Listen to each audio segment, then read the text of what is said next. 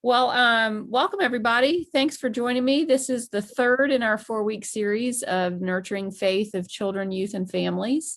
I'm just going to go ahead and jump in. Jeremy's with us, and he's going to need to go in a minute, and he's going to share something. So before he goes, I want to make sure we get to hear from him. So let me go ahead and share my screen. Oh, no. Not the App Store. What? Hold on. We're going to go ahead and start. All right. So this session is on worship as the whole family of God. And we've been talking about some of the best practices in nurturing the faith of children, youth, and families. And I'm going to show a couple of the key slides that we've talked about. Some of y'all have been here for this, but and today we have a baptism in worship. We're baptizing Maida Ruth Sullivan, who was born shortly after everything shut down in 2020. So we're excited about an in-person baptism today. And so we will make promises to Maida Ruth, and her parents will ask them, do we promise to live the Christian faith and to teach that faith to Maida Ruth? And they will say, yes, we do. And we will ask ourselves, do we as members of the Church of Jesus Christ promise to guide and nurture her by word and deed with love and prayer? And we will say we do. And we will encourage her to know and follow Christ, to be a faithful member of the church. So we make promises to all our young people. And that is how we live out our mission statement: to radical hospitality, welcoming them at all ages and stages, forming deep relationships with them, and then sharing in ministry. And we'll talk a little bit about how worship helps us do all those things. You may remember that the current research is showing us that the top 3 influences on maturing faith are exposure to effective Christian education. And we talked a little bit last week about what that core curriculum of the church is, what it is we have to teach. Another of the biggest influences is participating with a community of faith in worship and forming relationships. So that's what we're going to focus on today. How worship is part of how faith is formed and nurtured, one of the major ways. And then that number one thing that helps faith form is the faith of a family and how it gets expressed in regular prayer and family devotions, or in participating in a worshiping congregation, talking about faith, and participating in mission and service as a family. So our Presbyterian Book of Common Worship says the community of faith gathered in response to God's call is formed in its worship. Worship is the principal influence that shapes our faith and the most visible way we express our faith. In worship, through word and sacrament, the church is sustained by the presence of Christ. Joined in worship to the one who's the source of its life, the church is empowered to serve God in the world. Worship is not just what we do. It helps make us who we are as God's people. All right, I'm going to intro this slide. I showed it very briefly in one of the former classes, but the staff read Growing Young, and it's also, some of the information is on the 21-day challenge page. Kara Powell and the Fuller Youth Institute is doing really good work in how youth are formed and nurtured in their faith. And they talk about these things in this circle as forming faith in young people, being good neighbors in the church and the world, prioritizing young people everywhere in the church's life, nurturing warm relationships, focusing on Jesus and his call to follow him, and showing empathy. But what I want to invite Jeremy to talk about a little bit is this idea of keychain leadership. Patrick mentioned, and Kara Powell talks about how churches hand over keys of responsibility to young people, and that nurtures their faith and helps it grow. So Jeremy, I'm going to stop sharing for a minute and see if Jeremy would tell his story. Sure. So I was just talking with Julie the other day and told her some of my own story, and was telling her that I'm actually a product of this sort of this keychain leadership. I don't know that that term was around when I was a teenager, but nonetheless, I'm an example of this. And so when I was in 7th grade, we were at a Presbyterian church in Western Pennsylvania. And at the beginning of the Sunday school hour, there was a little time where the preschool young children had singing time. It wasn't anything super formal. It was just they would sing some songs together at the beginning of Sunday school. And the woman that had led that for years passed away. And so the Christian ed director came to me, knew that I was taking piano lessons, knew that I was far enough along I could handle playing some children's songs. And she said, would you like to lead the preschoolers in their singing time? And I wasn't sure at first. At the time, I had no aspirations to have a career as a church musician, but I liked piano lessons. And so she said, well, I'll buy you some books. She bought me 2 books of children's Bible songs or something. In fact, I think I still have one of them on my shelf. Invited me to do this, and I accepted. And I did that for a couple years.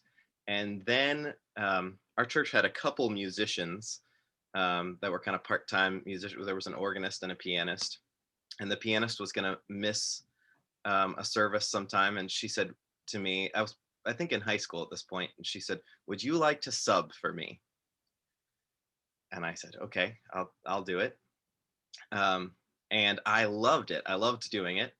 And eventually this organist and this pianist were willing. I realized what a big thing this was, because they weren't salaried staff people. They got paid per service that they did. But as they saw me growing as a musician, they were willing to give up some of their own pay and their own Sundays that they were playing, and said, we'll work you into our rotation and have you play some services each month. And that's how I got interested in the organ, by watching the organist. And she said, I practice on Saturdays, come in and I'll show you some things. And by my senior year of high school, I was accompanying the adult choir.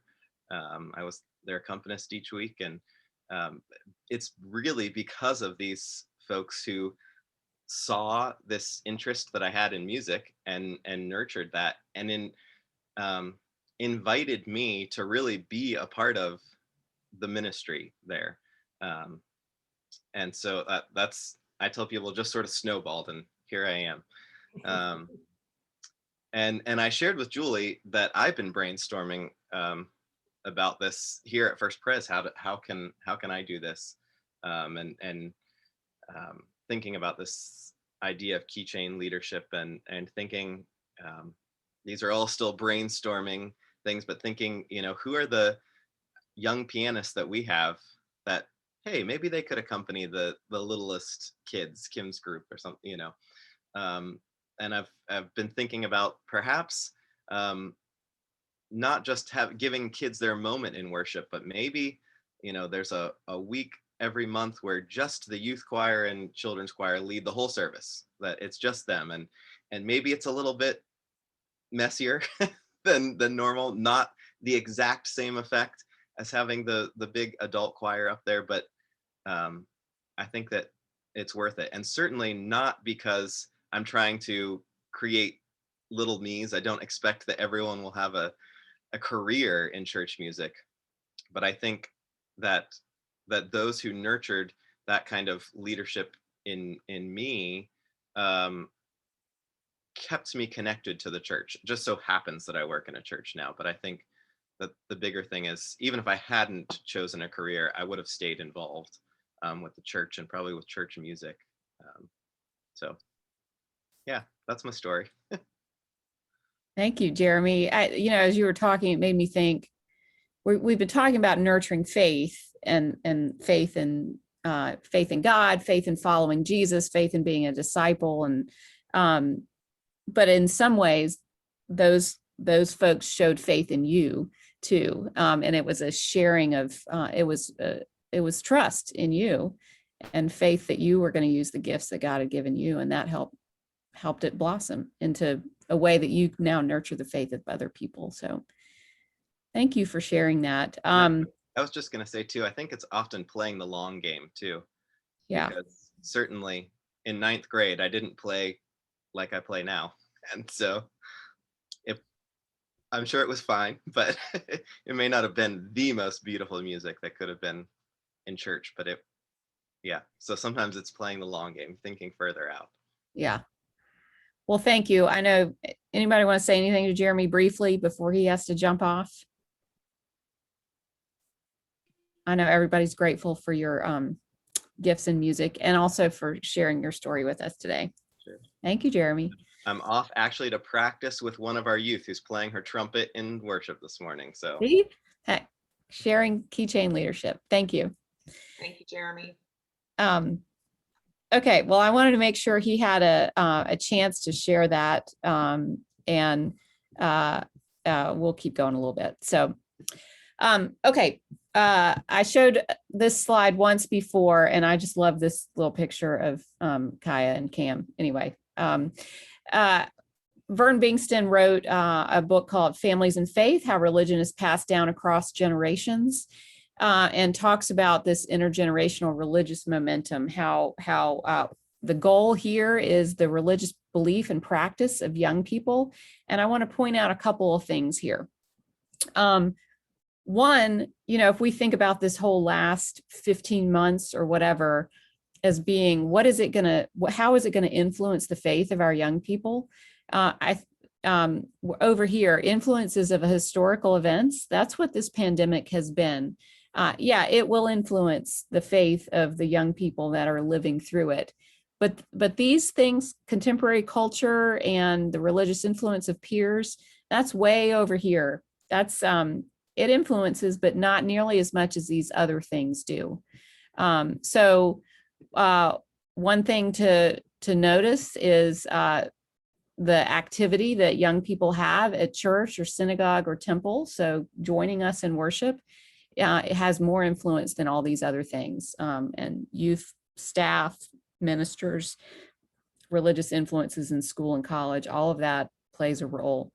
But more than that is what's going on in the family. So the tradition a child is born into, if they are born into a tradition and their parents are involved in church, even more influence than the best youth minister there is. But more so than that, parents modeling participation in church or synagogue, teaching about faith at home and being consistent in word or deed. And then there's this whole thing about parent-child relationship being warm and not cold, but I don't have time to talk about that today. So all of these things have more influence the further right you go here. And just a note, since this picture is of Cam and Kaya, the grandparents' religious influence also plays a huge role. If parents are not participating in a church, but grandparents are and are bringing children, that has as much influence as over here. So that's good news for many of us. So all of these places are places where participating in a worship service, coming to worship and worshiping with the community of faith plays a role in the nurture of young people's tradition. I mentioned John Westerhoff once before. He, really kind of was a pioneer of some of the best practices of Christian education. He talks about, this is the most technical I'm going to get today. He talks about forming this community of faith formation, a community of inculturation. That's a new phrase for me and for a lot of people. But what he's talking about is not that model where we're gonna teach children everything they need to know. We're gonna hand them down all the stuff they need to have in their head, pass it down and socialize them, beat them into submission, and give them the behavior that they need to have. He's saying that's not what a community of enculturation has. This kind of community, which is what the church is more back and forth, and the whole community is formed together and influences one another. That it's not just adults passing it on; the children are influencing the community every bit as much as well. And we do it with intention when we're doing it well. We have this intentional community and experiences when everybody who's growing in faith together is kind of rubbing shoulders with each other. We're all faithing together. Faith is a verb. So this kind of idea of being an intergenerational community, that we're all in worship together and doing this together, forms this kind of community of enculturation. And he talks about there being three kind of stages or parts of this. First, incorporation, where you bring an individual in. So I'm thinking about Maida Ruth today. We're going to baptize her into this community of faith, not just as an isolated individual, but she then becomes an equal participant in the Christian community. So all our children, all our young people are brought in, incorporated into this community of faith. And since we're talking about worship today, worship is a great model for how we do that, where we welcome anybody into our worship. Now, right now, we want you to make a reservation and, sit in a certain seat, but really anyone is welcome, and all ages. So we incorporate you into our worship, and that helps incorporate you into our community.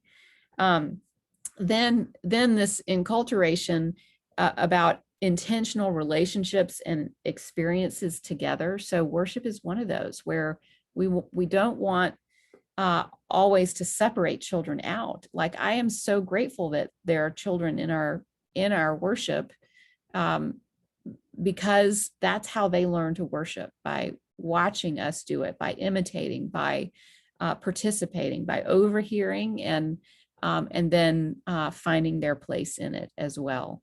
So, sometimes I'll talk about children's sermons a little bit later on, but sometimes I like to think about children's sermon as talking to the children and the adults can overhear. A lot of the rest of worship kind of feels like the other way. We talk to adults and hope the children overhear, and it's got to be both. We need to talk to everybody together. Then the third way that a community helps enculturate an individual is through apprenticeship. That's children observing, imitating. That's what Jeremy was talking about in having the keys to the organ handed and responsibility handed over to him. When we invite a child to light the candle or to take up a special offering or to play their instrument, they are learning to lead in worship. And that is a way that we help form this community of enculturation. There is more to say about that, but I'm going to keep going. I'm going to call on Jane, though, for a second. Did I do justice to Westerhoff there, Jane? You're probably muted. Yeah. Westerhoff, you just can't say enough about how influential Westerhoff has been in Christian education. And you did great, Julie.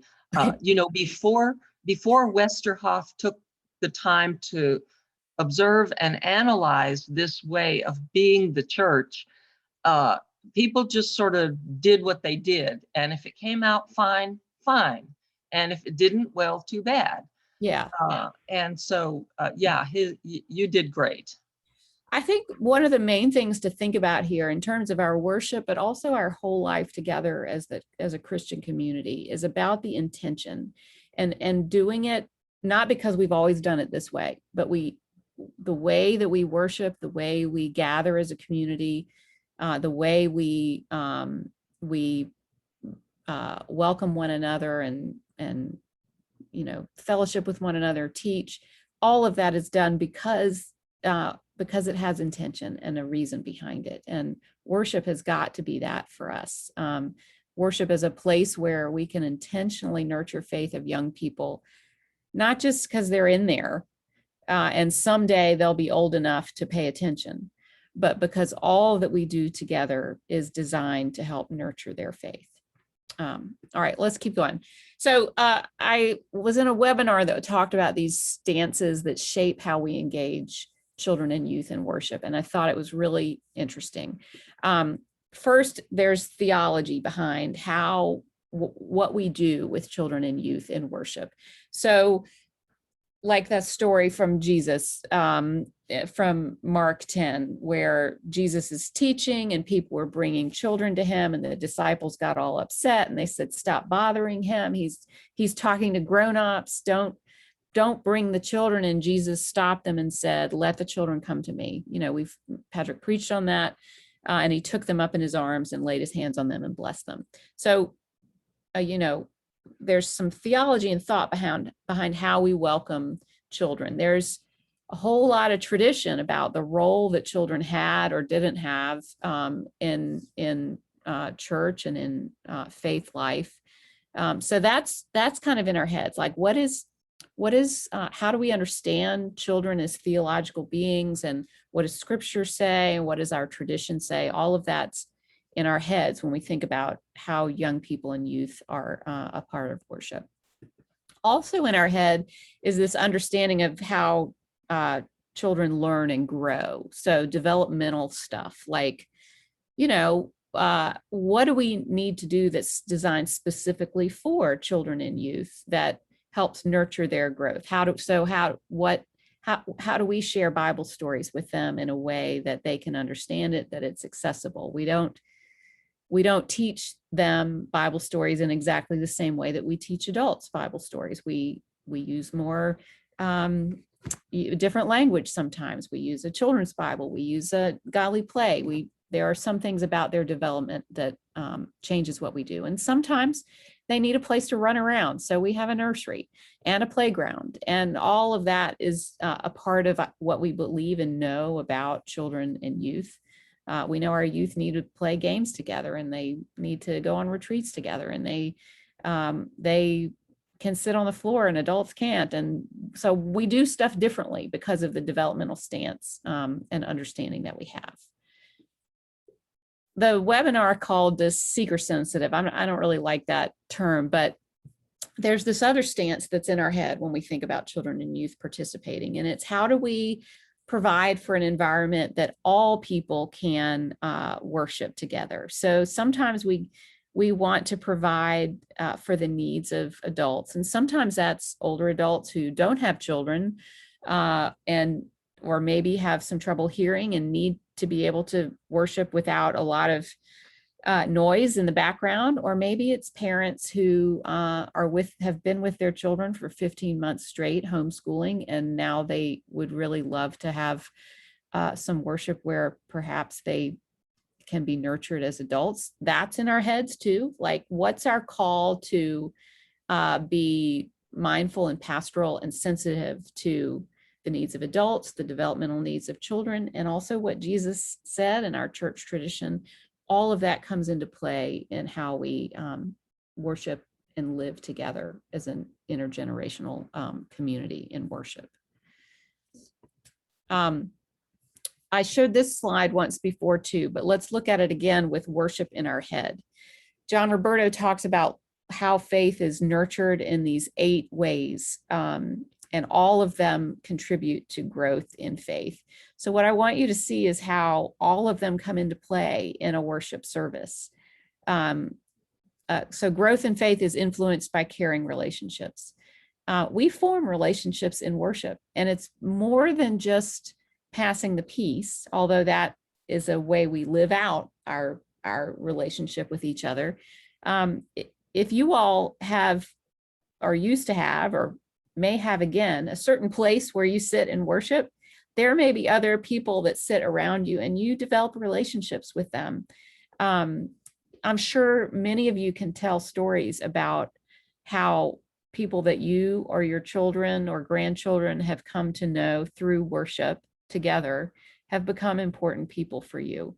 And the church is full of stories about that. Every church I've ever served has had somebody in it that all the children knew because they gave out candy, or they, they told jokes, or they just were they just were there for other people. And my children, growing up in different churches as we have moved around, have formed different relationships with other people of different ages, just because they connected, or they taught Sunday school, or they just sat at the end of the pew and spoke to the children, and the children spoke to them. So worship is a way we develop caring relationships.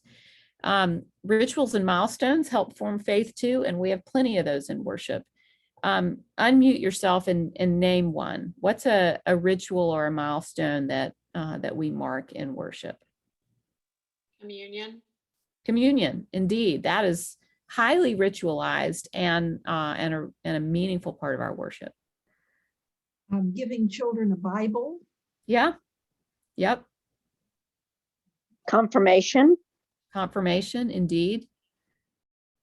I mean, some of confirmation takes place outside of worship, but we celebrate it in worship. We mark it in worship. And Lord's Prayer. Yep. Confession. Yep. All of these are rituals as a part of our worship life together. Today in worship, you'll see another one with our graduates. We mark the milestone of their graduation today in a certain way. So worship helps all of that. Participating in those kind of ongoing worship rituals and milestones help grow in faith, and worship is one way we do that. Church year seasons, as we learn to go through the cycle of the church year, our faith is nurtured, and worship, we do that regularly, not just in changing the beautiful paraments that we have here, but in, lighting the Advent wreath, and that too is a ritual. Walking through the cycle of the church year, especially in worship, nurtures our faith. Learning the tradition. So, we do that in worship too. Sermons, all that gets taught in worship. And we talked the other day about how hymns help teach our faith tradition as well. That happens in worship. Praying, spiritual formation, learning the confession, how we pray for forgiveness and hear words of reconciliation with God, how we are taught to pray through praying together in worship. Hearing from the Bible every Sunday that we worship together. This doesn't happen quite as markedly in worship, but we cannot worship without caring for creation and talking about our neighbors and working for justice. And so, like last Sunday, we had a youth get up and talk about a project that is near and dear to her heart, and asking for the community of faith, these caring relationships, people to participate with her in this call to a mission project that matters to her. That was a beautiful example of her faith being nurtured, and then also worship providing a way to help continue that cycle. And then worship itself helps grow in faith. So all of this stuff happens in worship, sometimes without us even knowing it. It is a beautiful laboratory for how we can nurture faith in children and youth and families and all of us. All right, I stole this slide from someone else. So we're going to talk intergenerational ministry. We're going to talk next week, and worship is part of that. But I want to talk about worship with all ages for just a minute. You can have child-centered worship over here. You can have adult-centered worship over here. If you were to unmute yourself and give me a few names, a few words, how would you describe child-centered worship? What would it be like? Short attention span. Okay.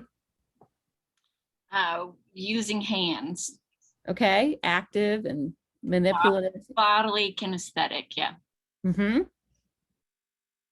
Inclusion and accepting a little chaos. Yeah, yeah. Humor. Humor. Good. Dramatization. Dramatization. Uh-huh. Colorful. Colorful. This sounds like worship I'd like to go to. Child-centered worship. Okay, how would you describe adult-centered worship? If it was really just focused for adults, how would you describe it? Wordy. Mm-hmm. Intellectual. Mm-hmm. Tightly structured. Okay. With apologies, sometimes boring. Yeah. Sometimes periods of silence that you Okay. might be able to do with adults, but not kids. Yeah. And that might be for intentional reasons, like that need we have for some silence. Thank you, Marge. Well, that there's this spectrum, I think, of what worship can look like.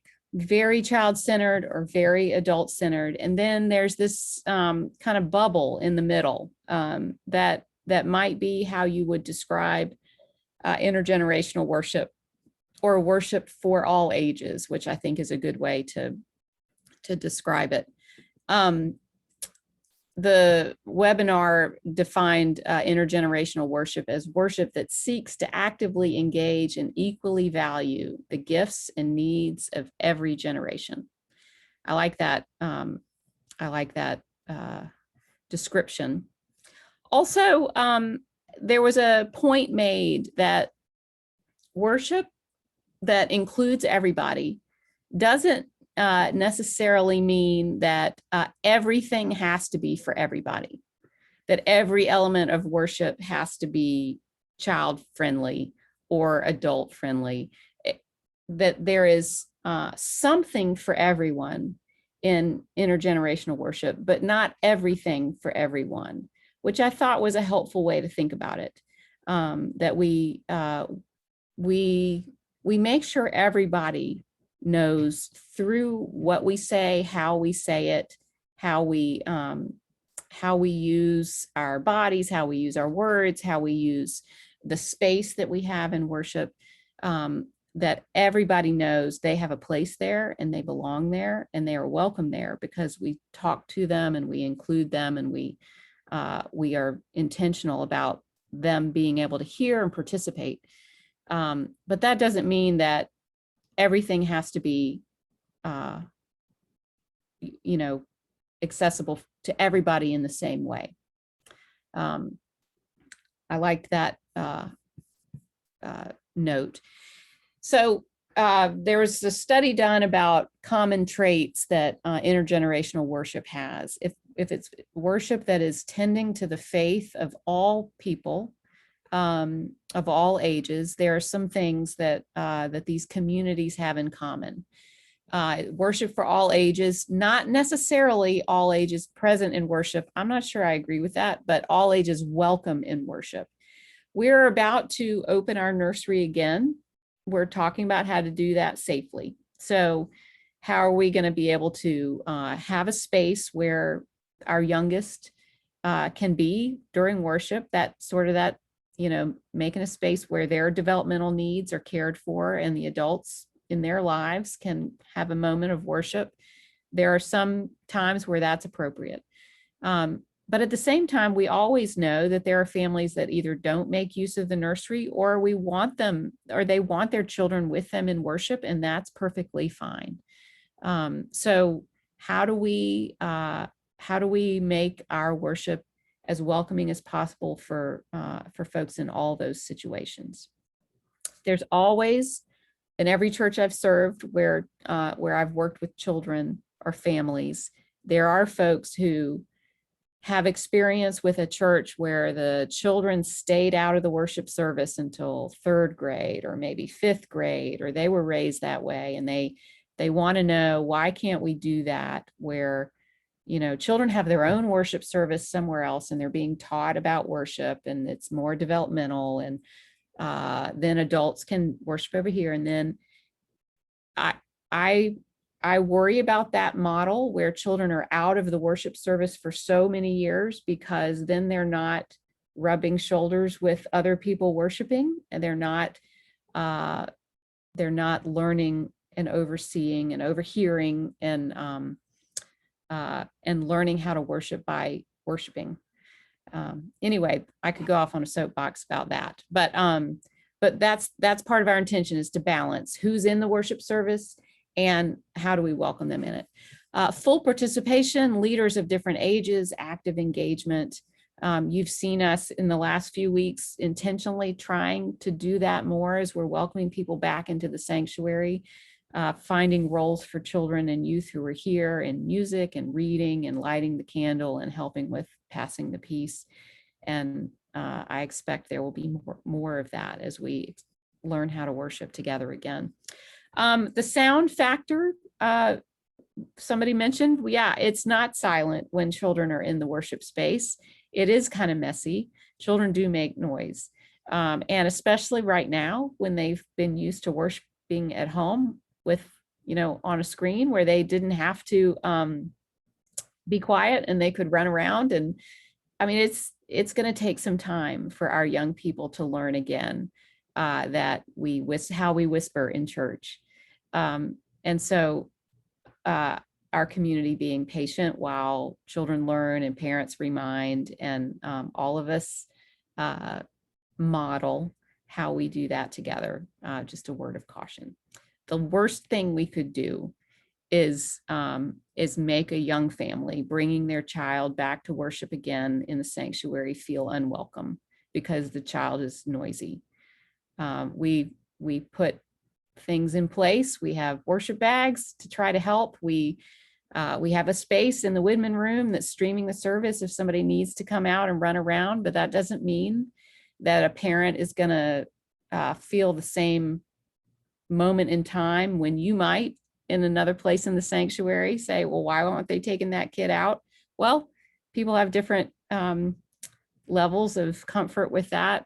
So my prayer is that we can all be patient with one another about that as we're learning again.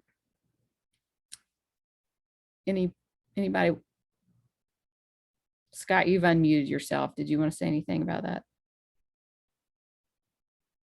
No. Okay. All right.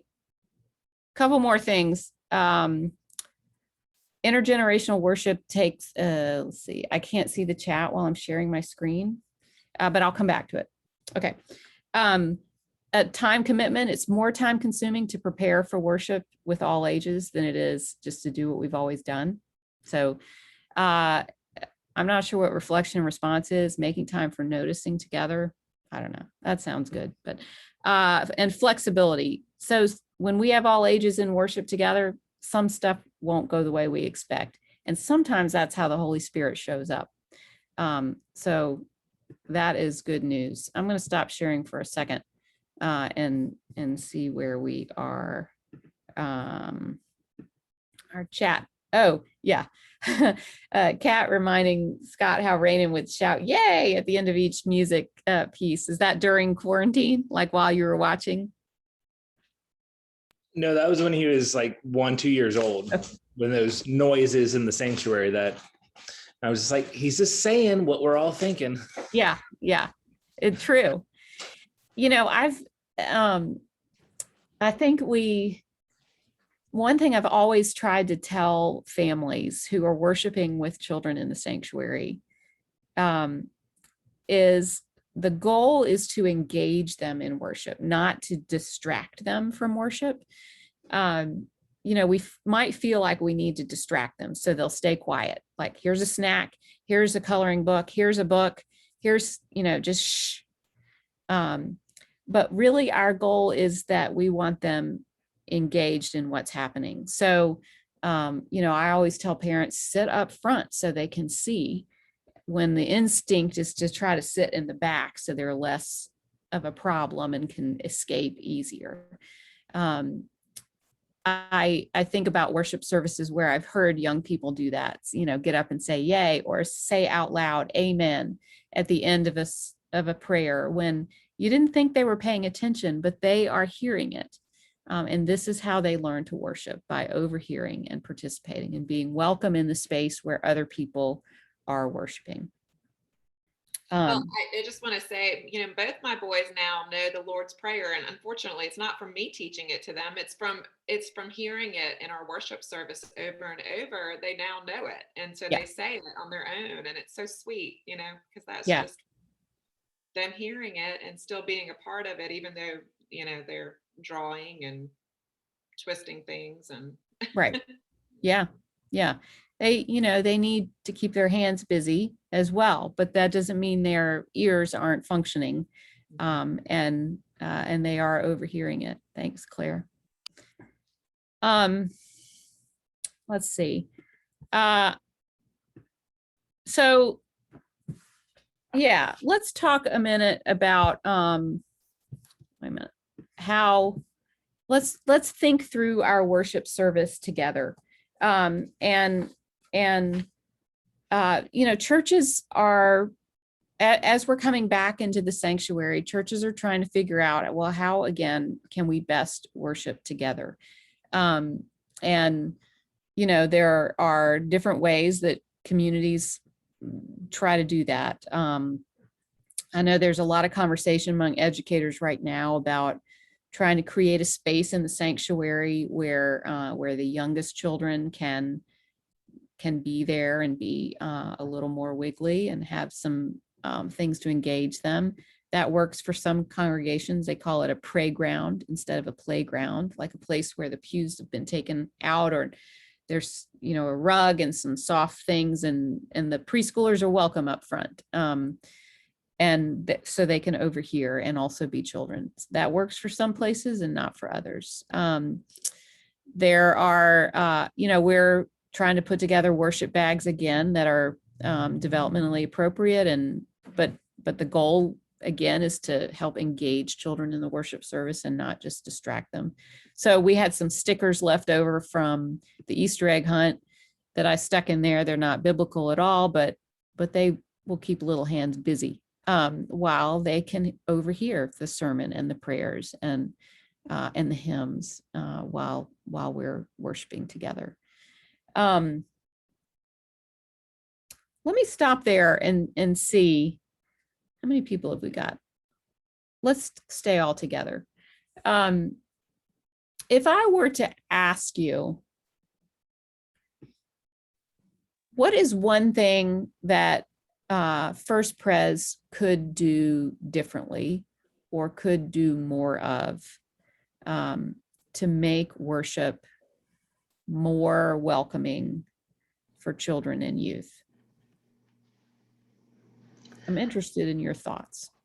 One of my favorite books on children and worship is called You Can Preach to the Kids Too by Carolyn Brown. And a couple of things, she recommends a whole bunch of stuff, but one of the things she recommends is including in the sermon something for children. So it might be using an illustration or example that is from a child's point of view. Or one thing she talks about is using a physical object. If the scripture passage has something in it that you can use a physical object, just place it up on the edge of the pulpit and just let it be there as a visual reminder. I mean, there are a number of things like that. But it's taking into account that multi-sensory nature of worship and how engaging all of the senses helps not only children, but adults. Thank you, Jane. I think we've become fairly accustomed to the idea of Youth Sunday, having the youth lead worship usually once a year. One of the things I got to experience at Grace Covenant before the shutdown was they had a Children's Sunday in which all of the children led worship. And it was a communion Sunday, so the children took part in the prayer of thanksgiving and every part of the service. And it was a really beautiful experience. Yeah, thank you, Kat. You know, one thing I remember from my church in Ohio they had a children's sermon or a children's time where the children came up. But I heard so many adults say they got more from the children's sermon than they did from the actual sermon. Mm-hmm. Mm-hmm. Yeah, I've heard that too, Kathy. I will say children's sermons are can be a tricky thing. You know, I'm a fan of them. I've been doing them for 30 years. But there are folks who say, and I think they can be done in a way that puts the children on display, like, aren't they cute? And that is not what what worship needs to be for children. So if we lean towards doing children's sermons in a way that they just amuse us and we feel good about them coming up there, and or the person doing the children's time is really talking to the adults and over the heads of the children instead of valuing that moment for the children themselves, it's tricky. It's not an easy thing to balance. So I know some folks have done away with children's times because they don't want to put the children on display like that for entertainment purposes. They want the whole service to be child accessible and child friendly, or they just don't want to deal with it. And I think both impulses I understand. It is tricky, and sometimes it's one of those places where things can get messy. You never know what's going to happen. But what I do value about them is that children know that they belong, that they are welcome, that the sanctuary is a place for them, and that they matter. So anyway, I'll just put that out there, that sometimes it's not easy to navigate how that part is done, and that cannot be the only point in worship where children are thought of. I have really valued when on the Zoom services where we've had godly play stories incorporated in it. I really enjoy godly play, and it touches something of the kid in me, I guess. And I love the I wonder kind of questions that come from that. I know it's harder to do it with the little figures and stuff for the whole congregation, but that's been a real plus to me of the Zoom services, is all of us being able to experience little bits of godly play. Mm-hmm. Thank you, Marge. Yeah, that was the video turned out to be a great way to share some godly play together. And godly play itself has built into it a little of the flow of a worship service too. So when children are participating in a godly play class, they are also sort of living through a little bit of worship together, which is part of the beauty of it. Julie, I have a question. Are you saying that even the way we have done the children's moment in the last, at least since we've been here, is putting them on display too much? No, I wouldn't say that. Thanks for helping me clarify that, Babby. I think I don't think inviting them forward necessarily means they're being put on display, but there are ways that that time can be used if really you're just talking to them to elicit an entertaining comment from them. Like, oh, I'm not sure how to describe it. You know it when you see it. mm-hmm. Actually, you might not, because you've laughed and you think, aren't they cute? If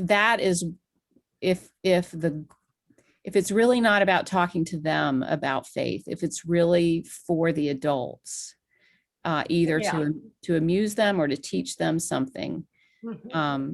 Then it hasn't been done well. And I'm not saying that that's what's happening here. Okay. But it can. Mm-hmm. Yeah. And I think that was the difference in my church in Ohio, that the person who did it was pretty skilled with it. Mhm. And, there weren't the cutesy moments, but it was brought down to a level that adults really were more thoughtful Yeah. as well. Yes. And that's a nice byproduct. That's like worship for all ages. Yeah.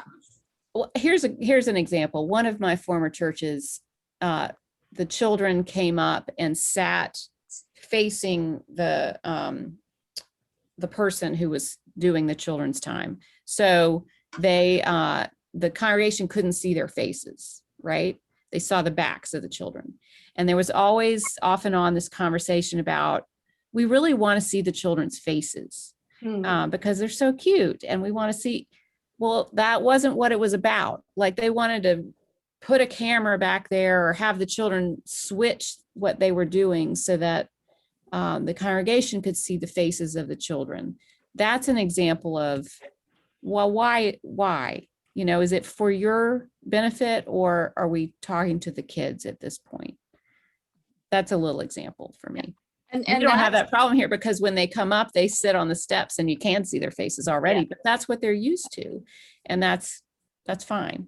Yeah. And that was my church in Ohio. You could only see the backs of the children. So adults were really as focused on the person, providing the information. And I'm not saying one is right and one is wrong. It just it needs to be thoughtful. Tom, did you want to say something? So I've had this thought for a while that when we've been thinking about our need to find to do more in children's in the education of children, and I think that, I guess I believe from my limited experience that children are born with a lot of faith. I mean, we all have, we have, when we're vulnerable, we have to trust and we have to have faith. And I think it's a different kind of faith, and we're talking about something structured, but I think it's easy to destroy that. And I think if we keep that in mind, maybe it can turn into a different way of teaching. And the other thing I wondered about is, I know we don't probably want any kind of visual aid in the sanctuary, in meaning a screen or something like that. But I think Marge talking about how and I've enjoyed the videos of the Godly Play thing as well. And I think there might be more ways to use that kind of thing. And maybe it is used in the classroom settings, but anyway, just thinking that that kind of event or experience for children might engage them more. So. Thank you, Tom. Yeah. One thing that I've always enjoyed is having the children involved in baptism, having somebody come up and speak. And there's something about involving children in what you could consider like the serious business of the church. And I wonder if there are other like serious business parts of worship where we could include children. I'm not sure what that would be, but there's something really beautiful about that, and it would be interesting to see if there was some other avenues into that. I don't know if it's communion or right. What I was thinking, communion definitely would be one of those. And having the children bring in the elements during communion is always wonderful. But I think hearing the voices of children is important too. Yeah, I will say it's refreshing to come to a church where a lot of that was already happening. Children taking up offerings and and bringing in the elements and coming up for baptism. I mean, this church has a strong tradition of welcoming children in worship and including them. I think the challenge for all churches now is to figure out how to how to continue to do that and how to do it in even more intentional ways. And what is it going to look like if we go back to doing everything we were just doing before? Well, that may not be where God is calling us to next. You know, it's exciting to think about what happens next and how the next generation will be nurtured. And you know, one of the things when I first moved here that really drew my attention and made such an impression was the children bringing up the elements. And sometimes the bread dropped on the floor. Yeah. You know, and the minister just picked it up and put it on the table and life went on, you know, and that made a lot of sense to me. Yeah. I think I know I've talked a lot about children over these 3 weeks, and that's just been my background and experience. There's a lot to say about youth too, participation and youth in worship as well. And I think, you know, this church also has a strong tradition of that as well. But it doesn't happen without work and intention and staff and, you know, budget, and it doesn't happen by accident. It happens by intention. So the goal is for the congregation to keep and for the congregation to keep that as a goal and intention, and not just the staff too. Well, we're about out of time. Let me tell you, next week we have a guest, Liz Perot, who's the executive director of Gen On Ministries, which is a group that's focused on intergenerational ministry. She's got a lot of experience. She's a good teacher, and she's looking forward to being with us next week to talk about what intergenerational ministry is, what it looks like, and help us think a little bit more about. And we've been talking about this all along, but she's going to help us think about it in a slightly different way. So thank you all. I'm going to close us with a prayer, and then we have a full day of intergenerational worship with a baptism and celebrating graduates ahead of us, and hope y'all will participate in that. Let's pray. Oh God, we thank you for our worship and this worshiping community where all are welcome, and we learn about you from each other. Thank you for the strong tradition of children and youth being welcomed in worship. We pray that we might continue to find new ways to learn and grow together in our worship, and that all might know that they are welcome, that we might learn from each other. Help us go through this day with a spirit of love and grace and thanksgiving. It's in your name that we pray. Amen. All right. Julie. Thank you all. Thanks, Julie. Thank you. Great class.